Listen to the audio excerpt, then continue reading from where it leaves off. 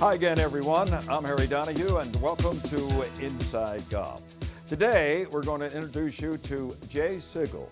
Jay is a Philadelphia area native, and his career in amateur golf is probably unmatched by anyone other than the great Bobby Jones. For instance, a two-time U.S. amateur champion. A couple times he won the Philadelphia Amateur. 11 times he won the state amateur. And this trophy here was one of his two U.S. Amateur Championships. This one in 1982 at Brookline, Massachusetts. But it didn't end with a great amateur career. Jay went on to turn professional at the age of 50 and on the senior tour won 10 times. It's quite a career, as you can imagine. We'll be back to meet the great Jay Sigel on Inside Golf. Inside Golf is presented by Destination Montco Golf. 54 courses, 300,000 yards. Check them out at montcogolf.com. By the First Tee of Philadelphia. The First Tee helps young men and women become better golfers, but most important, better people. Get involved. Visit thefirstteephiladelphia.org. By the Golf Association of Philadelphia, GAP, celebrating amateur golf since 1897. By Jersey Man Magazine, it's a Jersey way of life. And by Philly Man Magazine, bringing it to Broad Street. By the Haverford Trust Company. Quality is in our DNA. And by Inside Golf's partner since 1998, the Philadelphia Section PGA, experts in the game and business of golf. Take time to thank your local PGA golf professional. Golf is the great equalizer. For many, this journey is an escape from reality, a chance to be part of a team, a career opportunity. PGA Reach impacts lives through golf by lifting people up, giving them hope, and sending them down an alternate path that they never saw coming. With PGA Reach Philadelphia, as in life and in golf, the most important shot you take is the next one.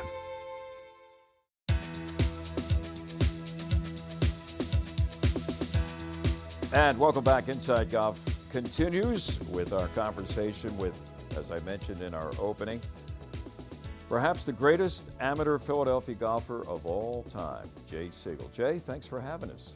Thank you. Good to be here. It's good to always see you, and welcome back to Inside Golf. You have helped us out in the past at various spots along the way, and here we are in the comforts of your beautiful home in suburban Philly to talk about the career of Jay Sigel. Let's go right to the beginning. Do you remember the first time you held a golf club in your hands and took a swing at that white ball? I do, Harry. I wasn't very good.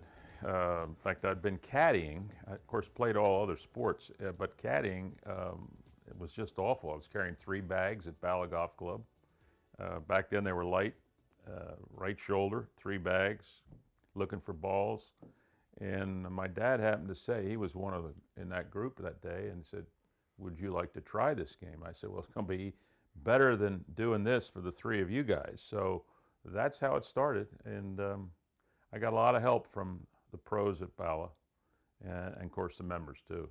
You got a lot of help because you went to Lower Merion High School, and from there you went to Wake Forest, and at the time Wake Forest was a pretty well-known golf commodity.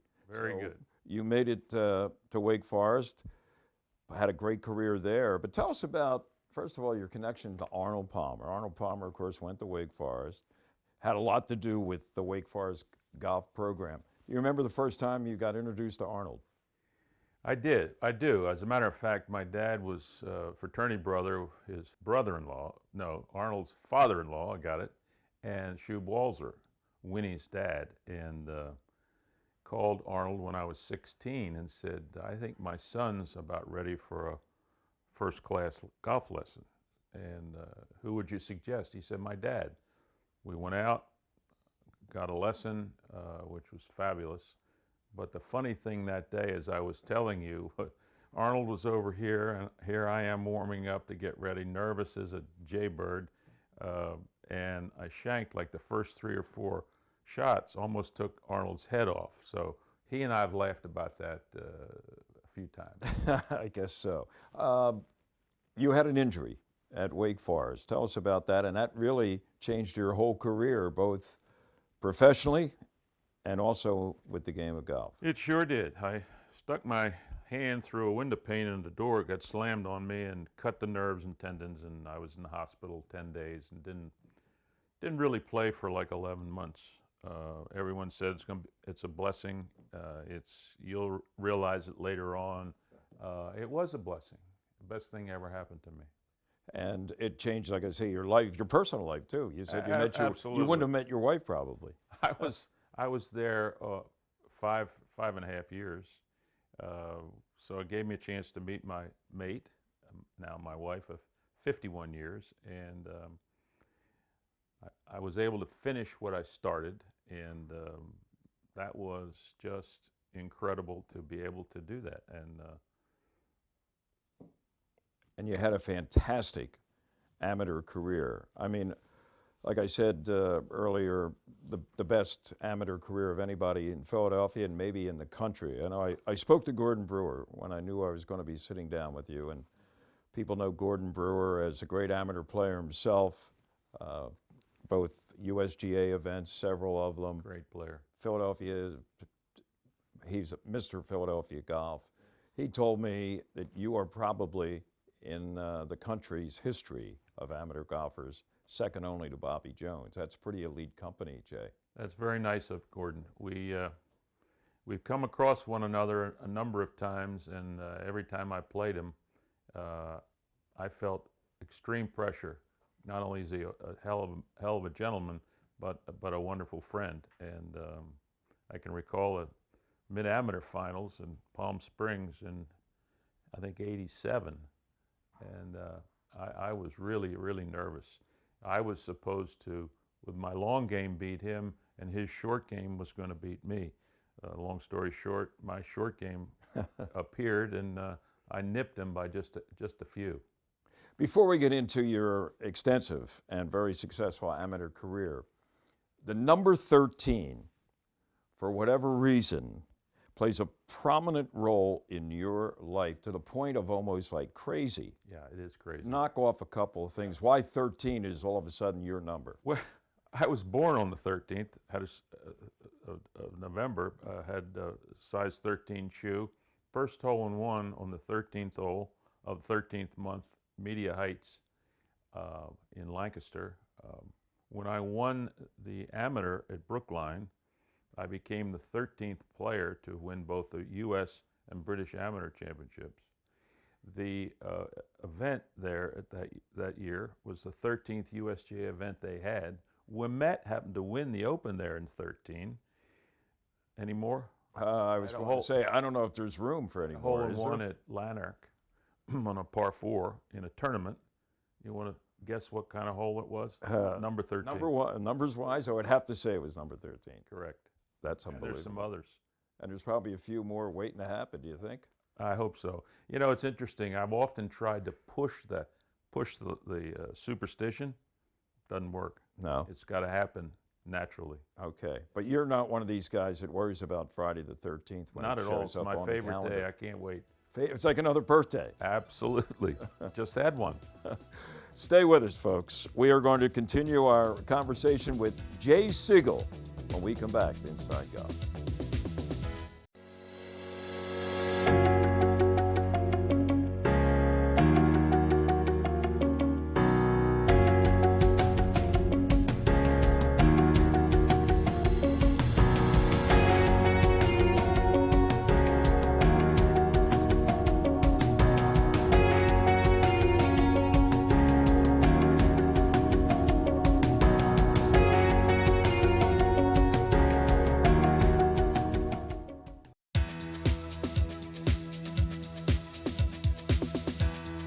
Welcome back to Inside Golf as we continue our conversation with Jay Sigel.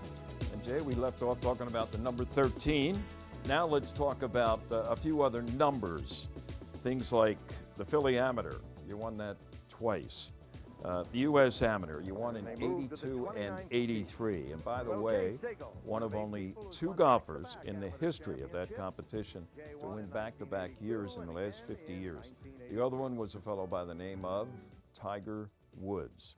that gives you some elite company there as well. Tell us about that amateur career and when it kind of took off for you. Well, in winning the Ammeter, should have won it in '77 at Aronimink, and I got all the way to the semifinals. I outplayed my opponent, John Fote, who won. I saw what match play can do to you, and John's a great guy, and we're friends to this day. But it was very upsetting to me the fact that I had a chance to do it, my hometown, my home course. So when '82 came around and I got to the finals, I was so nervous you can't believe it. Again, shanked my second shot on the first hole. Where was that tournament? That was being at played? Brookline. That was special. Drove out of there with my wife, and I said, you know what? We can do this again. So I started planning right from that point to do it a second time. The chances of that occurring were slim and none. And just the fact that I thought I could do it was important. So Where was the '83 tournament held? '83 was in Chicago at North Shore, a wonderful golf course.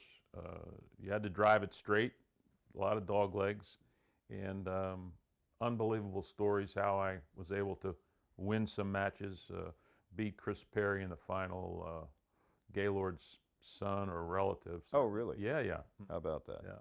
And I remember watching you in '89. The Ammeter was played at Marion. You went up against another Philadelphian, Dave Brookerson, in the quarterfinals. Dave played out of Huntington Valley, Pine Valley, so you knew him Very well. Yep. Played a lot of golf with him, I'm Great guy. sure. Great Not guy. under the same conditions. And you beat Brookie in that quarterfinal. Close match. It was. He was tough, always tough. Yeah. And, you know, that was 1989. Now, that's 6 years after your last win in the Ammeter. Then you went up against a guy by the name of Donnie Green, was Danny it? Green. Danny Green. Danny Green. Southern guy who beat you in the semifinals at Marion the next day. The 19th hole. At 19 it went. Wow. Tell us about Oh boy. what happened on that 19th Well, hole. I won 17 and 18 to get even, and looked like I had the momentum. Hit it right down the first fairway, perfect shot, and ended up in a sand-filled divot that had a footprint, a heel mark in it, and never seen anything quite like it. It was unfortunate. Couldn't really hit it onto the green or anywhere near it, so I lost. Yeah, and Those Danny things- Green lost the next day, Right. a 36-hole match, to a young fellow that was virtually unheard of before that by the name of Chris Patton. He was a big guy, and Chris went on to play professionally, but didn't have a really great professional career. Most of it was overseas, but that's a nice memory from Marion for you back in 1989. I'll say I love Marion. Yeah. Another place where you stood out, from 1977 to 1993, you played on 9 U.S. Walker Cup teams. And for those who don't know, the Walker Cup is basically the amateur golf's version of the Ryder Cup, a U.S. team going up against a team from Ireland and Great Britain at the time. You were the winner of those 9 different Walker Cup teams 8 times. 8 times you were on the winning team, 3 of which you were the captain. So you were a playing captain and won 3 times out of your 8 appearances. What an experience. Yeah, playing captain is one of the highest honors. Hasn't been done since, and was only done once before, and I don't believe that captain played. So a real treat and an honor, and I can't. Do you remember some of your teammates from those various teams from 77 and 93? Yeah, I mean, you know, you're talking Mickelson, Verplank, Sutton, you know, on down the line, Andrade, and it's nice when you're a captain, you get to pick your partner. So I remember playing with Hal Sutton a couple of times, and at Cypress, and at alternate shot, we lost the 16th hole, the par 3, to a birdie each time. The 16th hole at Cypress. It's about a 230 40-yard carry, right? Yeah, exactly. To a birdie. Unbelievable. So There was one year at Pine Valley, which is another one of your home courses. The Great Britain team and Ireland team had a young fellow by the name of Colin Montgomery as part of their team, pretty good player. You obviously were a little senior to correct. Colin that year. I think it was 85. And he, in his team room the night before one of the singles matches, got up and said he wanted to play the old guy, and that was Jay Sigel. Yeah. What happened in the match? Well, I still to this day don't know how he arrived playing me, because it was almost a blind situation. But I'm glad it happened. We've had a lot of laughs since. So he had told his teammates he wanted to get on the old guy, and so out we go. And I had my favorite caddy from Pine Valley, Elmer, who was one of the best I've ever seen, and I had probably the best round of golf I've ever had. The pins at Pine Valley were tucked, the greens were slick, all my friends were there, and I shot 6 under through 14 holes, beat him 6 and 4. Great fun, great thrill, and he and I still talk about it to this day. Yeah, and to this day, he reminds you the advice you gave him after that match when he came to you and said, should he remain as an amateur or turn professional? And you told him, remain as an amateur, as I didn't figure, you know, he had a caddy type swing. He was a little soft, and I said, you know, stay amateur, and because amateur golf back then was suffering a little bit.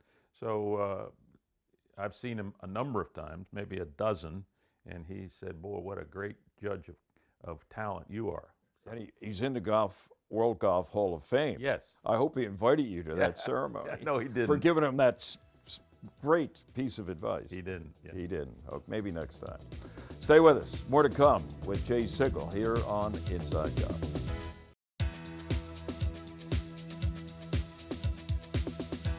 Welcome back to Inside Golf. We continue our conversation now with Philadelphia's own Jay Sigel. We've talked about your career beginning as a caddy at Bala and moving forward to Lower Merion and Wake Forest and some of the great amateur events you played in and won multiple times. You also, because you did so well in some of those events, Jay, got to play at the Masters at Augusta. How many times? 11 years in a row. 11 straight years. How many cuts did you make? I made 6, low amateur 3 times. Low amateur 3 times, which means you got a little piece of, shall we say, Gold, trophy? sterling, yeah, very nice. Very nice. And you made an eagle at least once? Several eagles. Several eagles. And they give you a crystal. It holds 13 and 15 over the water. It's kind of exciting. You know, I'm hitting a 5-wood in there. Today they're hitting, 4 and 5 irons. But great fun, exciting. You know, you either hit your ball in the water or on the green and maybe get some crystal. But 11 Masters, wow, that's some record. Where does that stack up against winning, the U.S. Amateur a couple times and the Walker Cup performances, 8 wins? Where does the Masters 3-time low am fit in there? Well, that's a great question. It's certainly on the list. It won't top the amateur, particularly after I had my chance in '77, winning the amateur over 5,000 players. Competitors. Start. Making the Walker Cup team got us to Augusta, or the world team, the Eisenhower team got us to Augusta.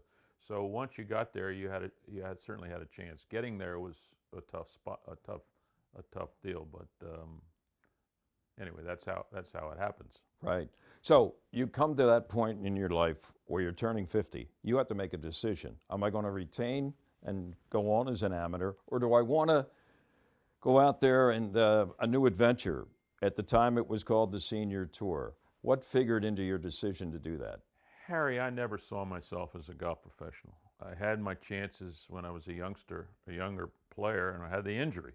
So I was sort of a spokesman for amateur golf back then, and people were coming up to me as I was approaching 50, and they were saying, "Well, you're going to kill him on the senior tour, kill him." I said, so it just kept up for so long. My focus back then was to make my Walker Cup team that year, which was being played in September, and you had to get your application in for the tour in October. So I didn't have any time. I really wasn't thinking about it. Long story short, my wife and I sat down, wrote out a number of questions we needed the answers to, spoke to Palmer, spoke to Jack Nicklaus, Trevino, ABC, USGA. Everybody thought it was a great idea. And Nicklaus was the most interesting. He said, you know, this will give you, he said, you're going to do fine. He says, I can't describe what fine is, but it'll give you additional income. And furthermore, you can keep your insurance business. I said, how can I keep my insurance business? He said, you have good people. And sure enough, he was right. A light bulb went off in my head, and that was, we talk about it even to this day. I still thank him for helping me get through that decision. Yeah, if somebody like Jack Nicklaus says, you got to do it, and gives you the green light, that's pretty solid. Yeah. And you went on to win 10 times. Right. On the seniors. Your last year was what? Well, 2014. And injuries, again, cropped up. Yeah, 3 shoulder surgeries, 2 knee surgeries, thumbs. Not fun, but yeah, you know, nothing. But you had a great short career as a pro. Yeah. 10 victories, Jay. 10 victories, yeah. Nothing to over sneeze a at. 10-year period. I almost won when I was 60. My last victory was when I was 59, which is kind of unusual. What sticks out most about it? And you had to go through Q school to start. People just think you just walked out there, and that wasn't the case. You had to play your way onto the tour. Right. I know you won your first event. You were Rookie of the Year your first year. Right. With 1 victory. But of all the 10, is any particular one stand out? I'd say the first one. My 4th event in Ojai, California. The weather was crummy, rainy, cool. I was 10 shots behind. Happened to notice the scoreboard on the 14th hole. I was like within 3 or 4. Now, the deal on the senior tour was to have enough money at the end of the year to be exempt. So I had to make a decision right then and there. Do I want just sort of take it easy and roll it up to the finish, or do I try to give it a go? I tried to give it a go, tried to birdie all the rest of the holes, and ended up shooting 62 that day. Wow. Got in a playoff against Jim Colbert, and after 4 birdies on the playoff holes, I prevailed. And the interesting thing is Jim and I have become very, very close friends over that, and we've had a lot of laughs. How about that? We've had a lot of information and insight on the great career, amateur and professional, of Jay Sigel. And we're going to wrap it up with Jay when Inside Golf continues in just a moment.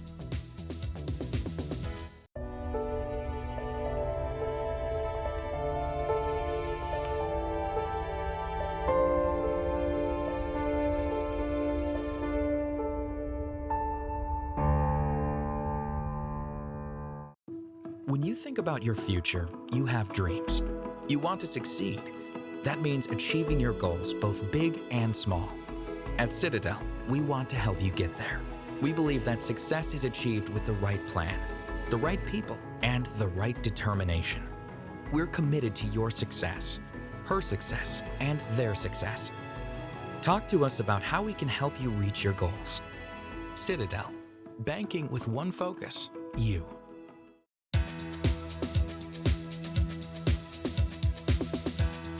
Wrapping things up here with Jay Sigel. And Jay, one thing I want to talk about or have you discuss is you had a chance to play with former President Bush, the late George H.W. Bush. Tell us about that experience.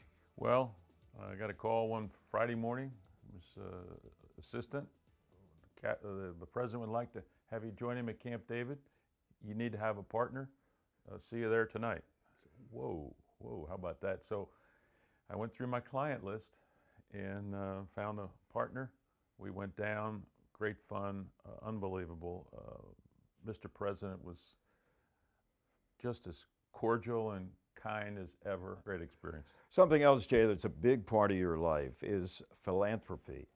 You're now hosting for the 28th time this year the Jay Sigel Invitational at your home course, Aronimink, the beneficiary of which is cancer research, specifically the Abramson Cancer Research Center at the University of Pennsylvania. Exactly. Well, my dad passed away from cancer. There were a lot of friends that have been involved with it. We got involved in the prostate cancer, to be specific, and then with breast cancer. Women were doing such a much better job getting the word out. Raised over $4 million on a net basis. We've got our 28th this year. Looking forward to it. We had 177 players 2 years ago. Last year we had over 150. So wow. Yeah, we're looking forward to it. A lot of work. Job well done. Thank you. Everything you've done, not only on the golf course, but off, as we just heard, and what you mean to golf nationally, internationally, and to Philadelphia. A lot of pride. All Philadelphia golfers have. Just the fact that we're able to capture it a little bit here on Inside Golf has been my pleasure. Thanks, Jay. Thank you. That's going to do it for our conversation with the great Jay Sigel. Remember, no matter how bad it's going for you out there, don't pick up. This guy never did. He made a career of it. And boy, are we glad he did. I'm Harry Donahue. See you next time on Inside Golf. Inside Golf is presented by Destination Montco Golf. 54 courses, 300,000 yards. Check them out at montcogolf.com. By the First Tee of Philadelphia. The First Tee helps young men and women become better golfers, but most important, better people. Get involved. Visit thefirsttphiladelphia.org. By the Golf Association of Philadelphia, GAP, celebrating Ammeter golf since 1897. By Jersey Man Magazine, it's a Jersey way of life. And by Philly Man Magazine, bringing it to Broad Street. By the Haverford Trust Company, quality is in our DNA. And by Inside Golf's partner since 1998, the Philadelphia Section PGA, experts in the game and business of golf. Take time to thank your local PGA golf professional.